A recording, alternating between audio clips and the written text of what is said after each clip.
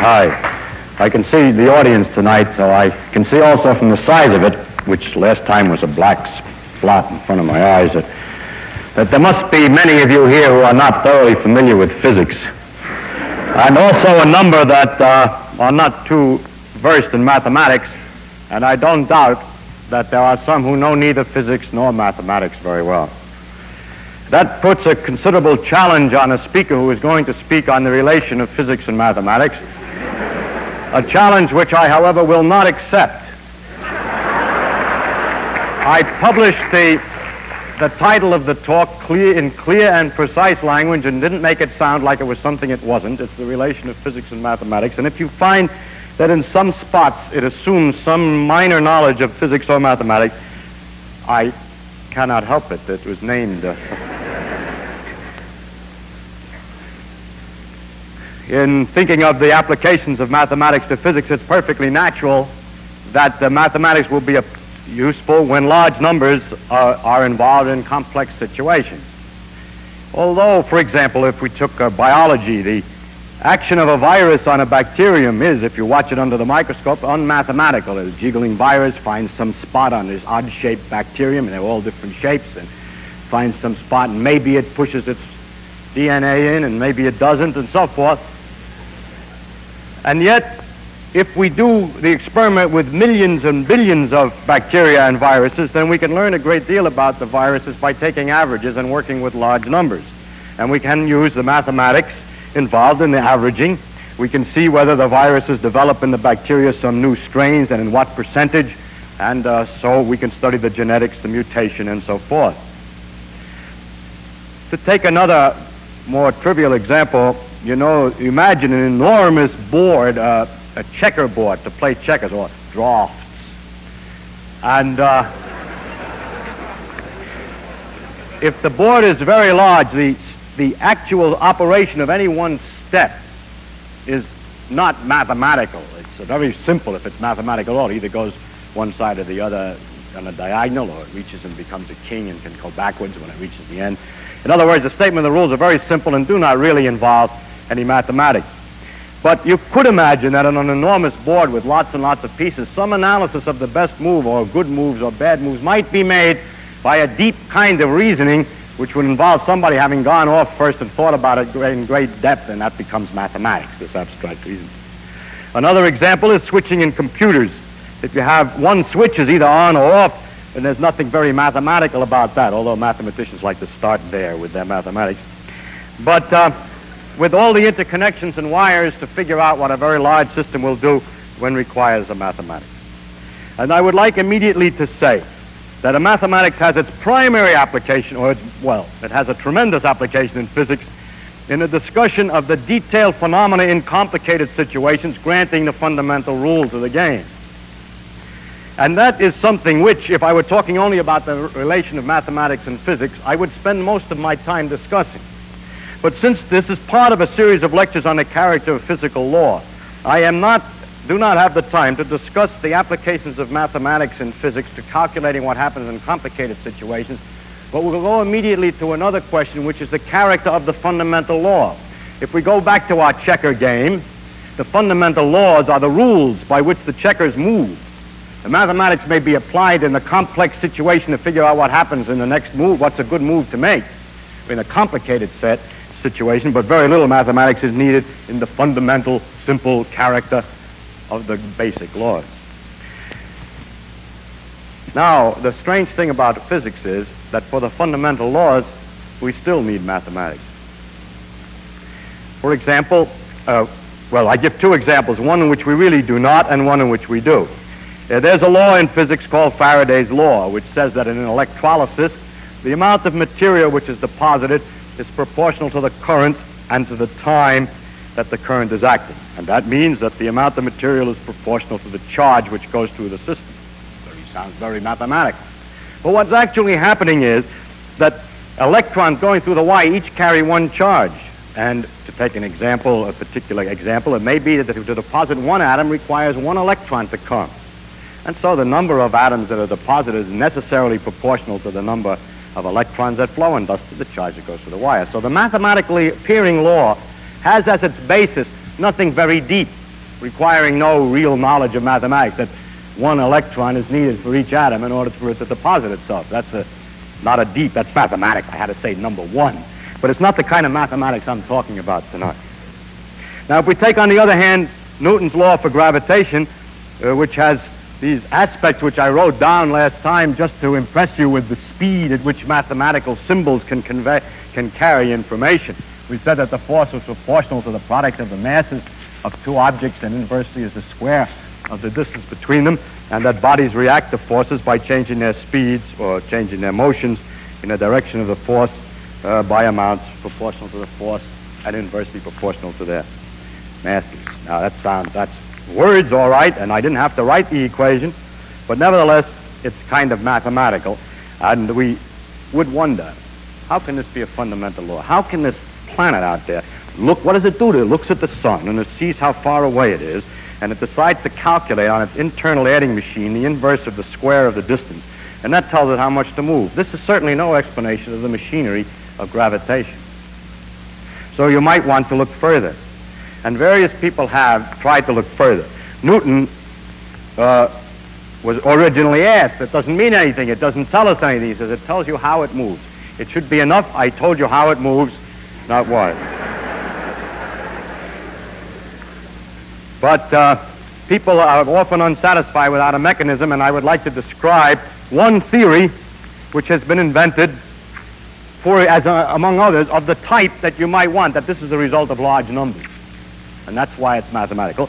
And I give this theory, perhaps you've thought of it yourself. Every once in a while, some student comes running in, he suddenly explains gravitation.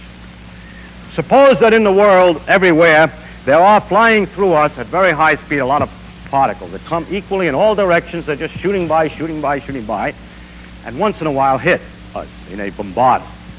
But we and the sun are practically transparent for them, nearly. But some hit, and so it's not completely transparent. Then look what would happen. If the sun is here and the earth is here, then if the sun weren't here, there would be particles bombarding from all sides, giving little impulses by the rattle of these bang, bang, the few that hit, which would not shake the earth in any particular direction, because there is many coming from one side as the other, from top, from bottom. However, when the sun is here, the particles which are coming in this direction are partly absorbed by the sun because some of them hit the sun and don't go through. Therefore, the number that are coming from this direction toward the earth is less than the number that are coming from the other side, because here they have no opposition from no sun there. And it's easy to see, after some mental effort, that the further the sun is away, the less in proportion of all of the particles are being taken out of the possible directions in which particles can come. I mean, the solar size appears smaller. And, in fact, inversely is the square of the distance. So there will therefore be an impulse toward the sun on the earth that's inversely as the square of the distance, and is the result of large numbers of very simple operations, just hit one after the other from all directions. And therefore the strangeness of the mathematical relation will be very much reduced, because the fundamental operation is much simpler than calculating the inverse of the square of the distance. This machine does the calculating, these particles bouncing. Only trouble with it is that it doesn't work for other reasons. Every theory that you make up has to be analyzed against all the possible consequences and to see if it predicts anything else. And this predicts something else. If the earth is moving this way, more particles will hit it from the front than from the back. If you're running in the rain, more rain hits you from in the front of the face than in the back of the head, because you're running into the rain. And so as the earth is moving in this direction, it's running into the particles, rather, and running away from the ones that are chasing it from behind, so that more particles hit it from the front than from the back, and there would be a force also sideways whenever there was any motion. This sideways force would slow the earth up in the orbit, and it certainly would not have lasted the at least 4 billion years that it has been going around the sun. So that's the end of that theory. Well, you say that was a good one, though. It got rid of the mathematics for a while. Maybe I can invent a better one. And maybe you can, because nobody knows the ultimate. But up to today, from the time of Newton, no one has invented another theoretical description of the mathematical machinery behind this law, which does anything else but say the same thing over again or make the mathematics harder, and at the same time doesn't produce some wrong phenomenon. I mean, they have, like this model does it, but it produces something which isn't true. So there is no model of the theory of gravitation today other than the mathematical form. If this were the only law of this character, it would be interesting and rather annoying. But what turns out to be true is that the more we investigate and the more laws we find and the deeper we penetrate nature, this disease, that every one of our laws is a purely mathematical statement in rather complex and abstruse mathematics. This is relatively simple mathematics. It gets more and more abstruse and more difficult as mathematics. And why? I haven't the slightest idea why. It is only my purpose in this lecture to tell you about this fact. In other words, it's my purpose in this lecture to explain, really, why I cannot satisfy you, if you do not understand mathematics too well, in trying to explain nature in any other way. It is the burden of this lecture, in fact, to just tell you the fact that it is impossible to answer honestly, the challenge of explaining in a way that a person can feel the beauties of the laws of nature without their having some deep understanding of mathematics. I'm sorry, but it seems to be the case. You might say, all right, then there's no explanation of the law. At least tell me what the law is. Why not tell me in words instead of in the symbols? Mathematics is just a language, and I ought to be able to translate the language. And in fact, I can. And with patience, I think I partly did. I could go a little further and explain more detail. That this means that if it's twice as far away, the force is 1/4 as much, and so on, and can convert all these into words. I would be, in other words, kind to the layman, as they all sit, hopefully that you will explain something. And various different people get different reputations for their skill at explaining to the layman, in layman's language, these difficult and abstruse subjects. The layman then searches for book after book with the hope that he will avoid the complexity which ultimately set in even by the best expositor of this type. He reads the things hoping that one after he finds, as he reads, a generally increased confusion, one complicated statement after the other, one difficult to understand thing after the other, all apparently disconnected from one another, and it becomes a little obscure, and he hopes that maybe in some other book there's some explanation the man almost made it, you see. Maybe another fellow makes it right. And I don't think it's possible because there's another feature. Mathematics is not just a language. Mathematics is a language plus reasoning. It's like a language plus logic. Mathematics is a tool for reasoning. It's in fact a big collection of the results of some person's careful thought and reasoning.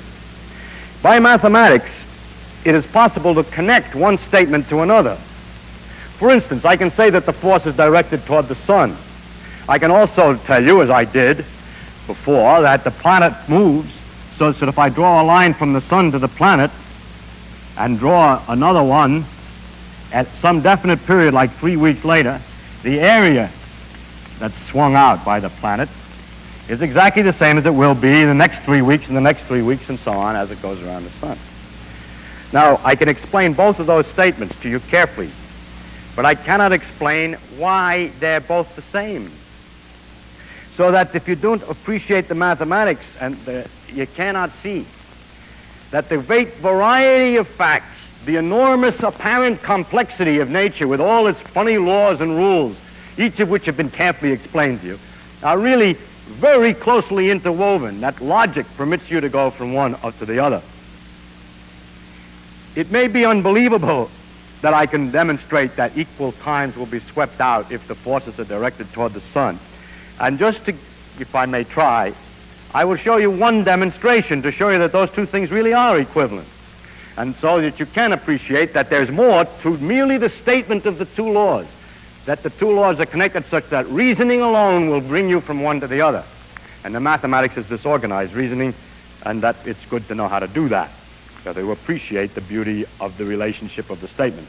So I'm going to prove, if I may, the relationship that if the forces are directed toward the sun, that the equal areas are swept out in equal time. So we start, here's the sun, and we imagine that at a certain time, let's say the planet is here,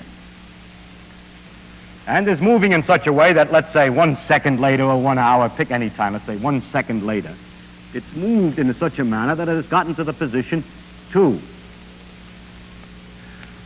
Now, if the sun did not exert any force on it, then by Galileo's principle, it would keep right on going in a straight line. So in the same interval of time, later, the next second, it'll move exactly the same distance in the same straight line to the position 3, were there no force.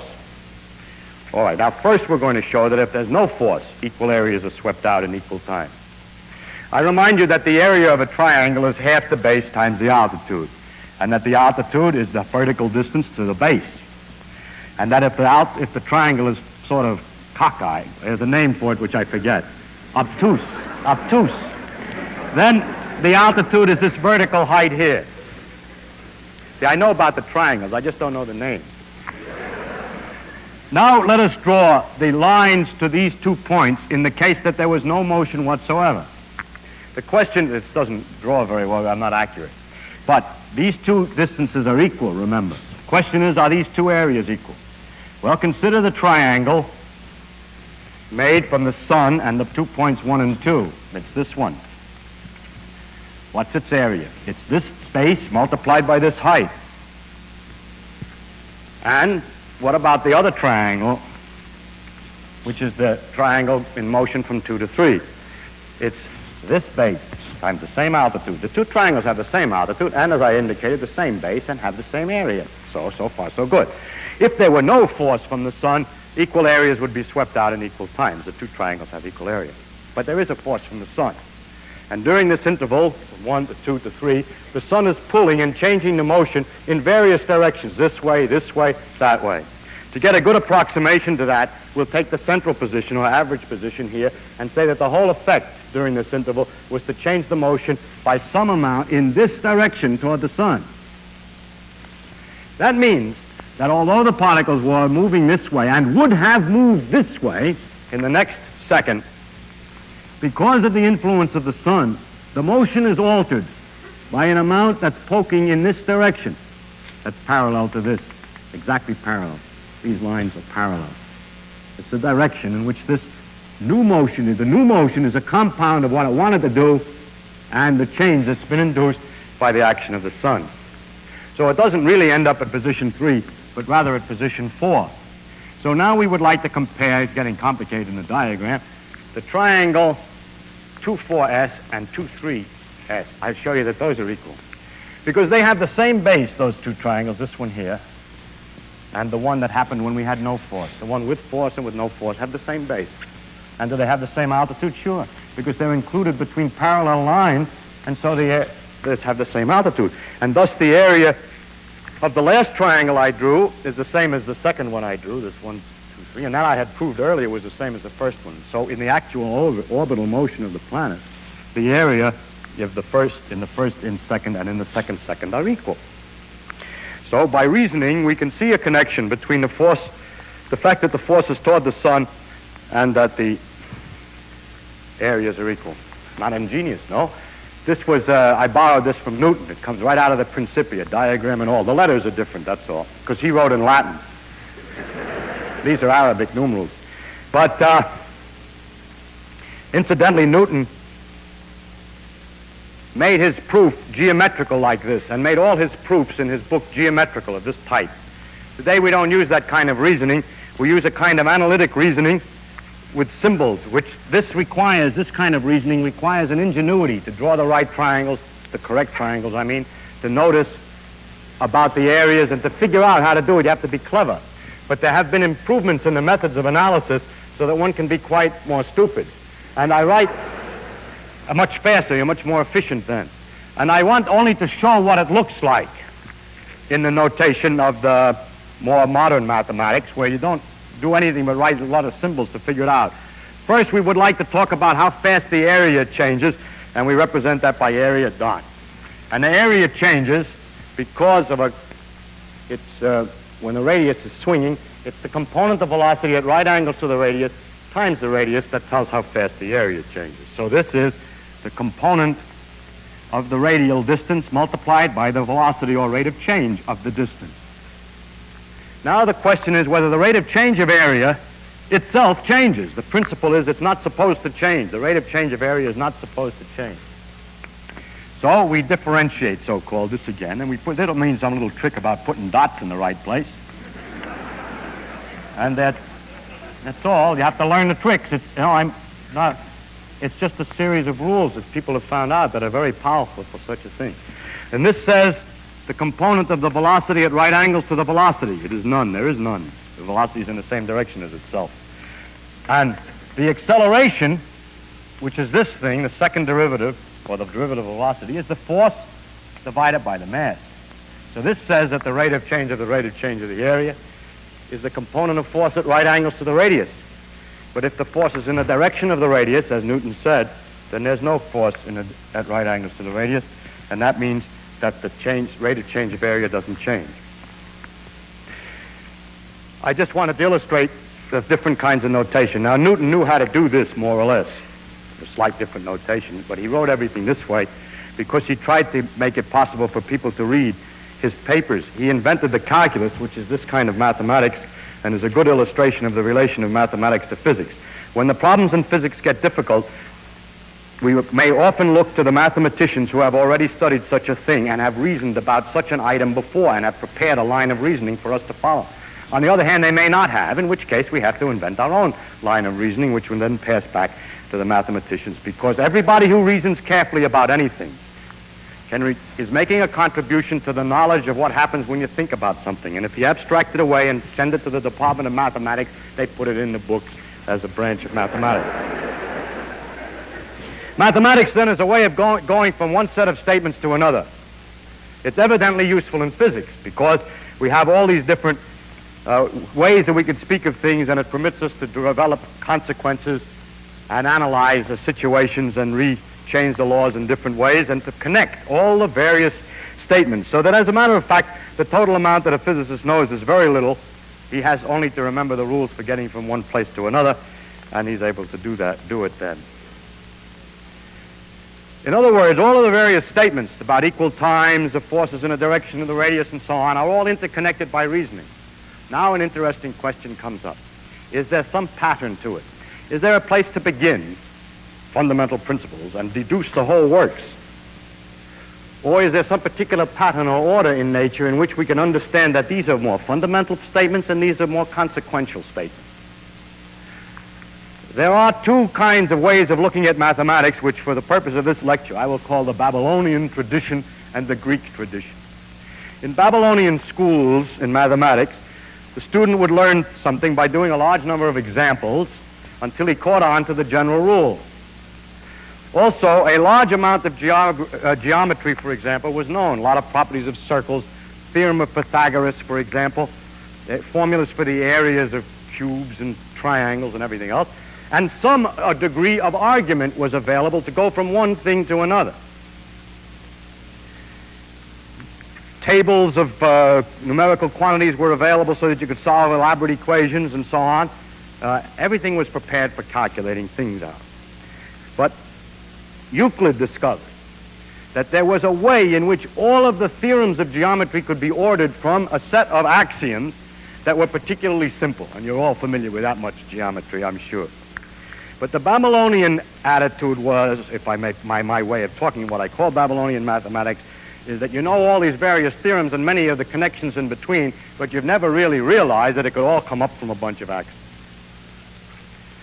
Modern mathematics, the most modern mathematics, concentrates on axioms and demonstrations within a very definite framework of conventions of what's acceptable and not acceptable as axioms. For example, in geometry, to take something like Euclid's axioms modified to be made more perfect and then to show the deduction of the system.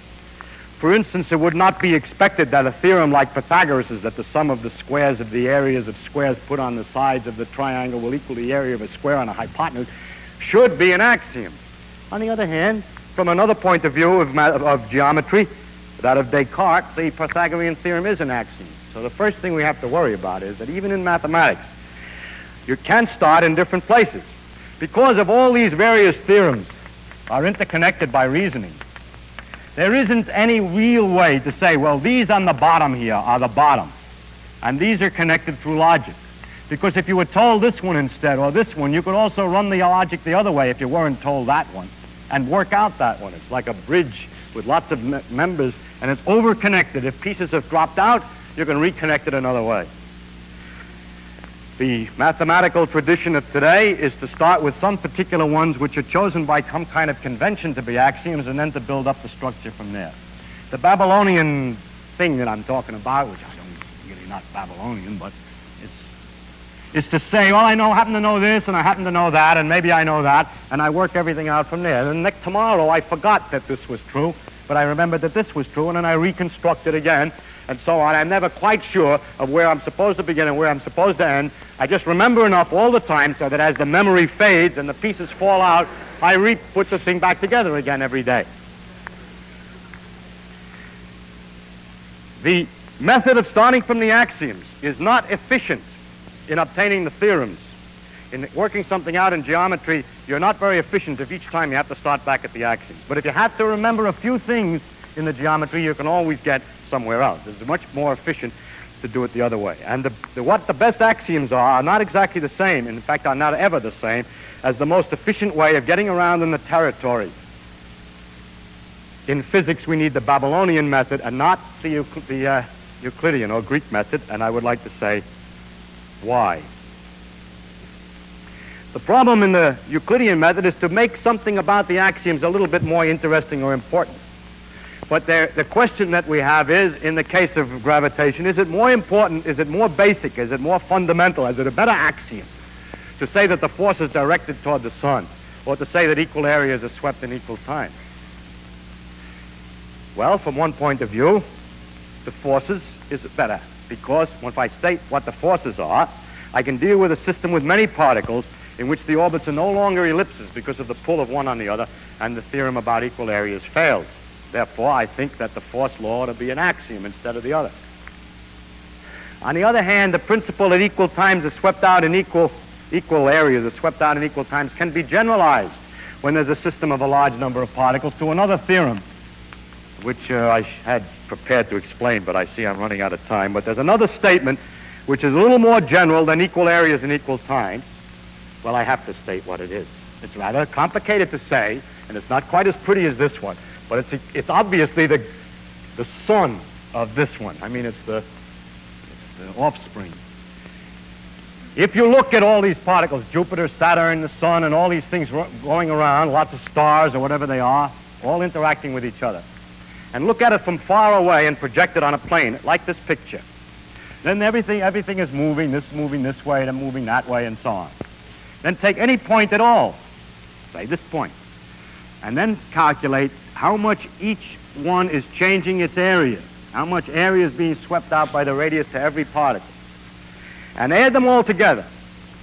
But wait, those masses which are heavier count more strongly. If this is twice as heavy as this one, then this area, it counts twice as much. So,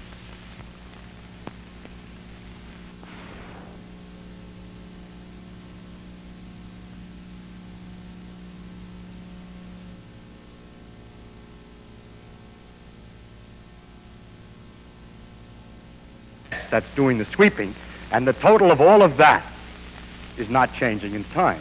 That's the generalization, obviously, of the other one. Incidentally, the total of that is called the angular momentum, and this is called the law of conservation of angular momentum. Conservation just means that it doesn't change. Now, one of the consequences of this is, just to show what it's good for, imagine a lot of stars falling together to form a nebula, a galaxy.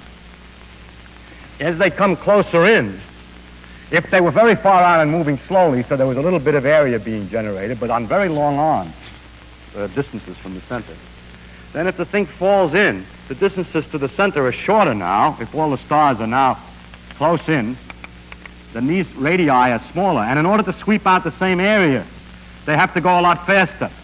So as the things come in, they swirl around, and thus we can roughly understand the qualitative shape of the spiral nebulae. You can also understand in the same way, exactly the same way a skater spins when you start with the leg out, moving slowly, and as you pull the leg in, it spins faster, because when the leg is out, it's contributing, when it's moving slowly, a certain amount of area per second, and then when it comes in to get the same area, you have to go around faster.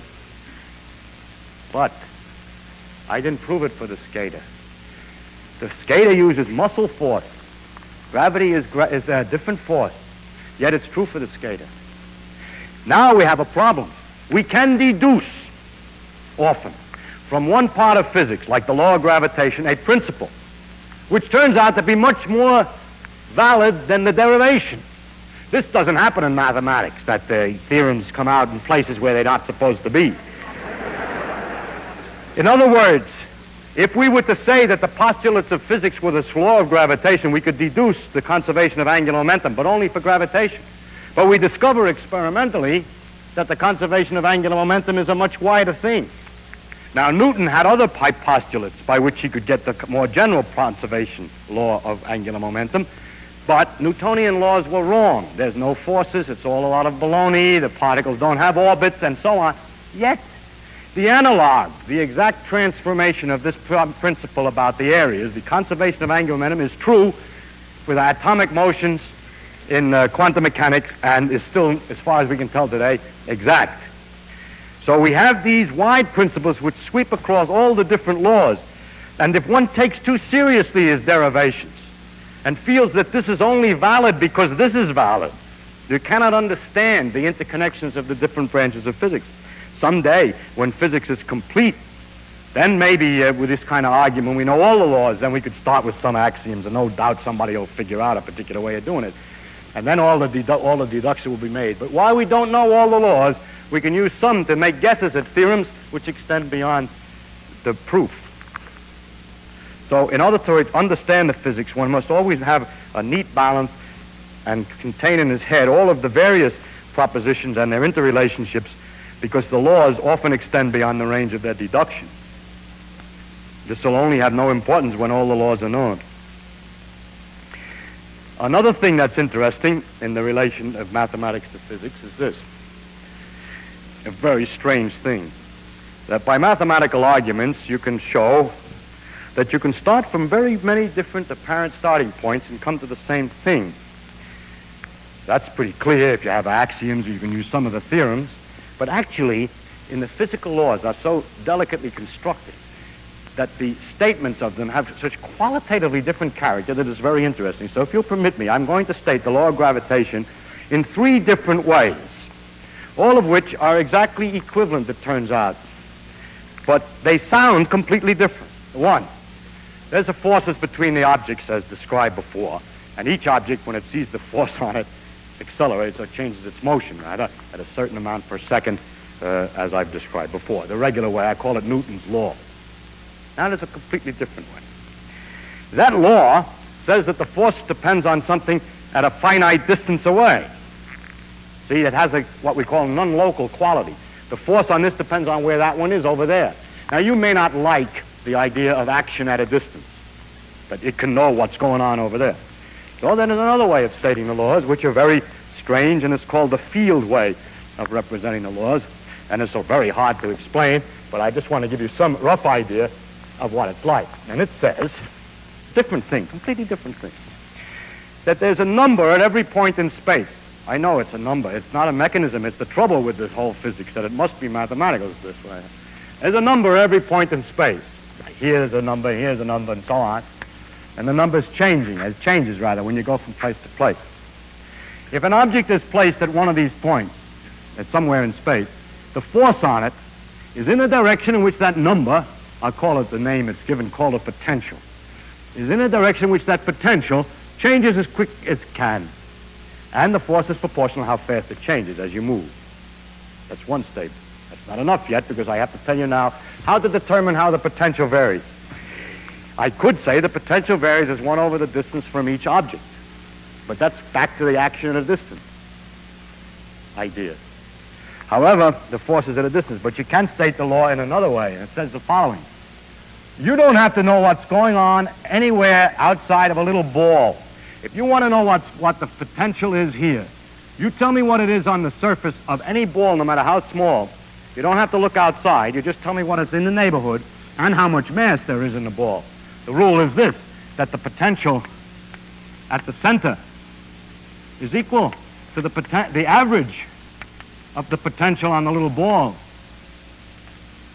surface minus this constant that's over there in the other equation, divided by twice the radius of the ball. Let's suppose the radius of the ball is called A.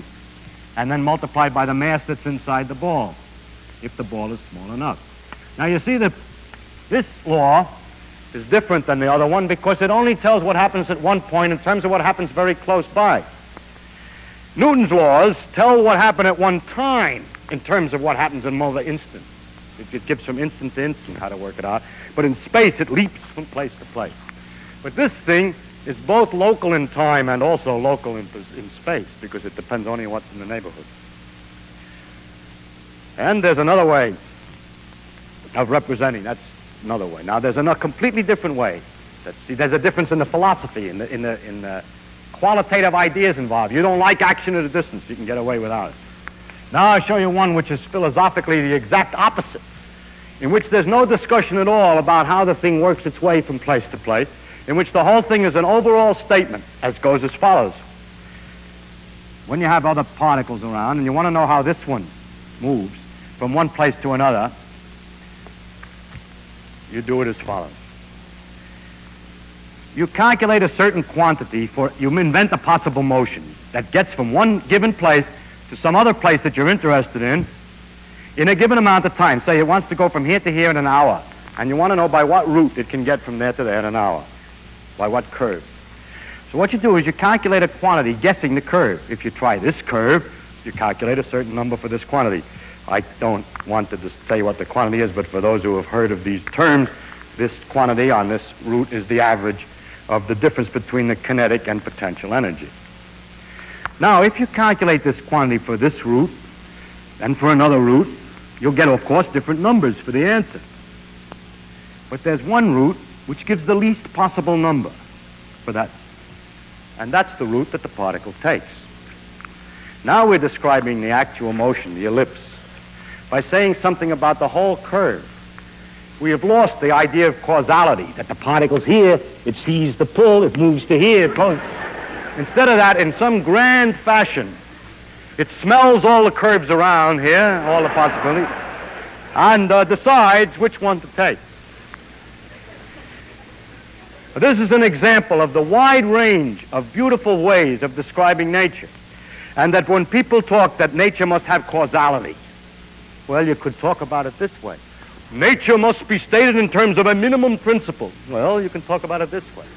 Nature must have a local field. You can do that, and so on. And the question is, which one is right?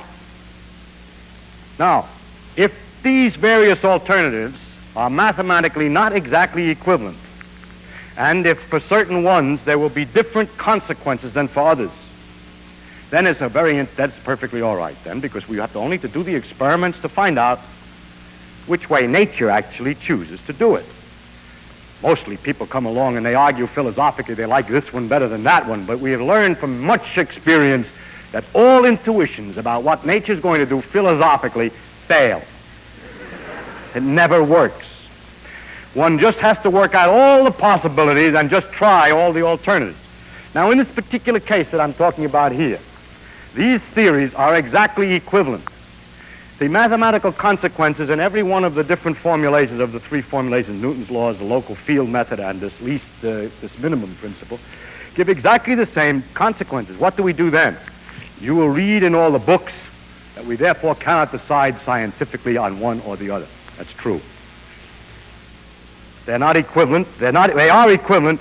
Scientifically, it is impossible to make a decision, because there's no experimental way to distinguish if all the consequences are the same.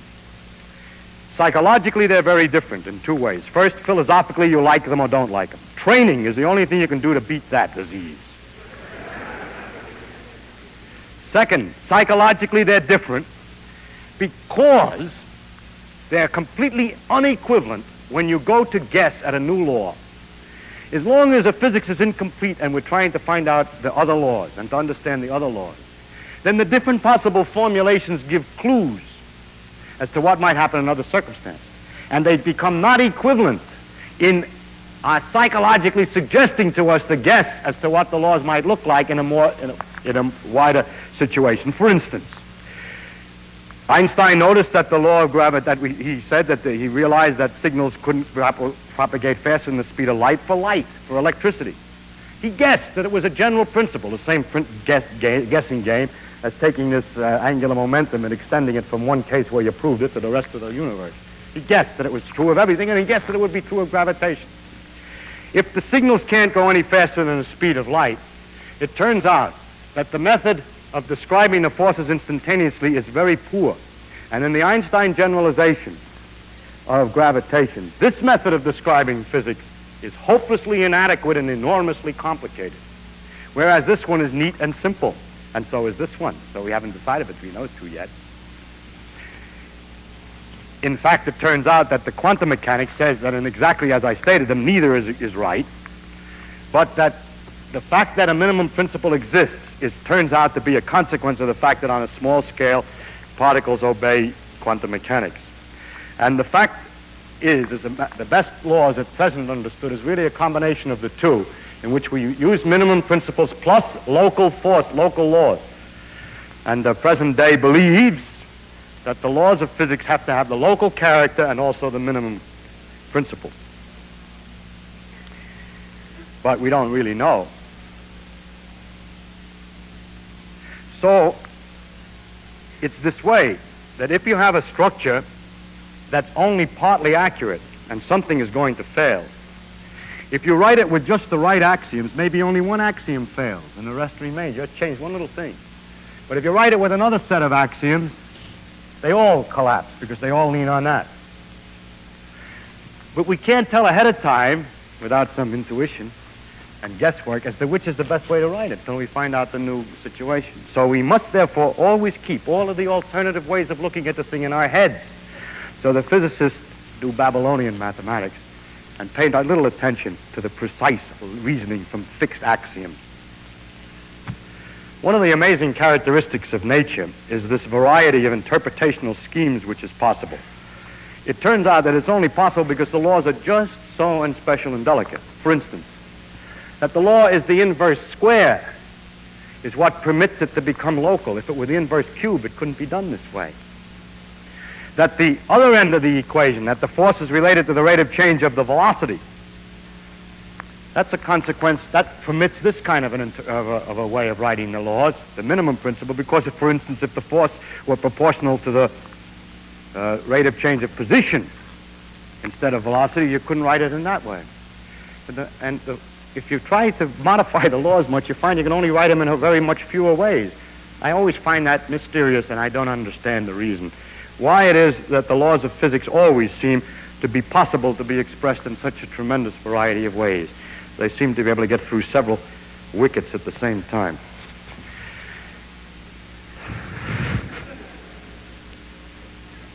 Now I would like to make a number of remarks on the relation of mathematics and physics, which are a little more general. The first is that the mathematicians only are dealing with the structure of the reasoning, and they do not really care about what they're talking. They don't even need to know what they're talking about, or as they themselves say, or whether what they say is true. Now I explain that. If you state the axioms, you say such and such is so, and such and such is so, and such is so, what then? Then the logic can be carried out without knowing what the such and such words mean. That is, if the statements about the axioms are true, are carefully formulated and complete enough, it is not necessary for the man who's doing the reasoning to have any knowledge of the meaning of these words, and he'll be able to deduce in the same language new conclusions. If I use the word triangle in one of the axioms, there'd be some statement about triangles in the conclusion, whereas the man who's doing the reasoning might not know what the triangle is. But then I can read his thing back and say, oh, a triangle, that's just a three-sided what have you, that's a so-and-so. And so I know this new fact. In other words, mathematicians prepare abstract reasoning that's ready to be used if you will only have a set of axioms about the real world. But the physicist has meaning to all the phrases. And there's a very important thing that a lot of people who study physics that come from mathematics don't appreciate. The physics is not mathematics, and mathematics is not physics. One helps the other. But you have to have some understanding of the connection of the words with the real world. It's necessary to, at the end, to translate what you figured out into English, into the world, into the blocks of copper and glass that you're going to do the experiments with to find out whether the consequences are true. And this is a problem which is not a problem of mathematics at all. I've already mentioned one other relationship that, of course, it's obvious how the mathematical reasonings which have been developed are of great power and use for physicists. That on the other hand, sometimes the physicist's reasoning is useful for mathematicians. Mathematicians also like to make their reasoning as general as possible. If you say, I have a three-dimensional space, ordinary space, I want to talk about ordinary space. You know, you're in it and you measure distances and there are three numbers you need to tell where something is. You go breadth, width, and height, three-dimensional space, and you begin to ask them about theorems. Then they say, now look, if you had a space of n dimensions, then here are the theorems. Well, I say, yeah, but I only want the case 3. Well, substitute n equals 3. And then it turns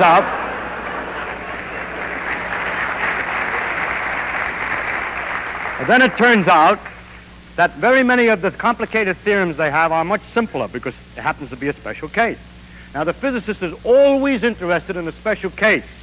He's never interested in the general case. He's talking about something. He's not talking abstractly about anything. He knows what he's talking about. He wants to discuss the gravity law. He doesn't want the arbitrary force case. He wants the gravity law. And so there's a certain amount of reducing because the mathematicians have prepared these things for a wide range of problems, which is very useful. And later on, it always turns out that the poor physicist has to come back and says, excuse me, when you wanted to tell me about the 4 dimensions.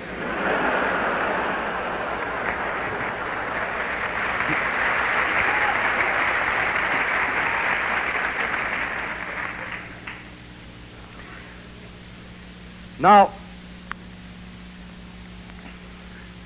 another item that's interesting in this relationship is the question of how to do new physics.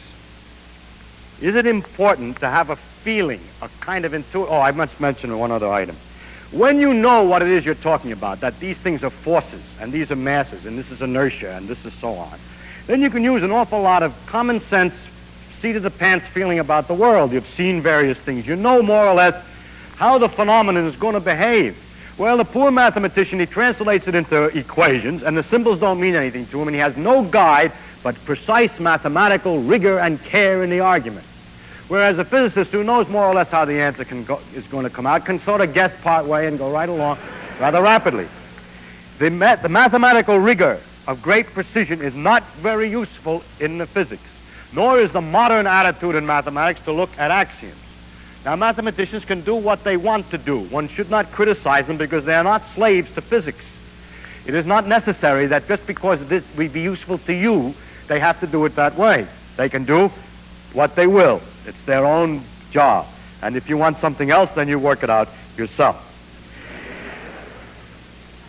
The next point is the question of whether we should guess, when we try to get a new law, whether we should use the seat-of-the-pants feeling and philosophical principles. I don't like a minimum principle, or I do like a minimum principle, or I don't like action at a distance, or I do like action. The question is, to what extent models help? And it's a very interesting thing. Very often models help, and most physics teachers try to teach how to use these models and get a good physical feel for how things are going to work out. But the greatest discoveries, it always turns out, abstract away from the model. It never did any good. Maxwell's discovery of electrodynamics was first made with a lot of imaginary wheels and idlers and everything else in space. If you got rid of all the idlers and everything else in space, the thing was okay. Dirac discovered the correct laws of quantum mechanics for relativity quantum mechanics simply by guessing the equation. And the method of guessing the equation seems to be a pretty effective way of guessing new laws. This shows, again, that mathematics is a deep way of expressing nature, and attempts to express nature in philosophical principles or in seat-of-the-pants mechanical feelings is not an efficient way. I must say that there is possible, and I've often made the hypothesis that physics ultimately will not require a mathematical statement, that the machinery ultimately will be revealed, just a prejudice like one of these other prejudices. It always bothers me that in spite of all this local business, what goes on in a tiny, no matter how tiny a region of space, and no matter how tiny a region of time, according to the laws as we understand them today, takes a computing machine an infinite number of logical operations to figure out. Now, how can all that be going on in that tiny space? Why should it take an infinite amount of logic to figure out what one stinky tiny bit of space-time is going to do? And so I made the hypothesis often that the laws are going to turn out to be, in the end, simple like the checkerboard, and that all the complexity is from size. But that is of the same nature as the other speculations that other people make. It says, I like it, you don't like it. It's not good to be too prejudiced about the thing.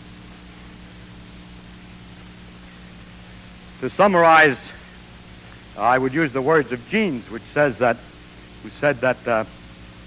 the great architect seems to be a mathematician. And for you who don't know mathematics, it's really quite difficult to get a real feeling across up to the beauty, or the deepest beauty of nature. C.P. Snow talked about two cultures. I really think that those two cultures are people who do and people who do not have had this, people who have had and people who have not had this experience of understanding mathematics well enough to appreciate nature once. It's too bad that it has to be mathematics, and that mathematics for some people is hard. When one of the, it's reputed, I don't know if it's true, that when one of the kings was trying to learn geometry from Euclid, he complained that it was difficult. And Euclid said that there's no royal road to geometry. And there's no royal road. It's not the we cannot, as people who look at this thing as a physicist, cannot convert this thing to any other language. You have, if you want to discuss nature, to learn about nature and to appreciate nature, it's necessary to find out the language that she speaks in. She offers her information only in one form. We are not so unhumble as to say, demand that she change before we pay any attention. It seems to me that it's like all the intellectual arguments that you can make would not in any way, or very, very little, will communicate to deaf ears what music, the experience of music really is. And all the intellectual arguments in the world will not convince those of the other culture. The philosophers who try to teach you by telling you qualitatively about this thing. Me, who's trying to describe it to you, but it's not getting across because it's impossible. We're talking to deaf ears. And it's when it's perhaps that the horizons are limited, which permit such people to imagine that the center of the universe of interest is man. Thank you.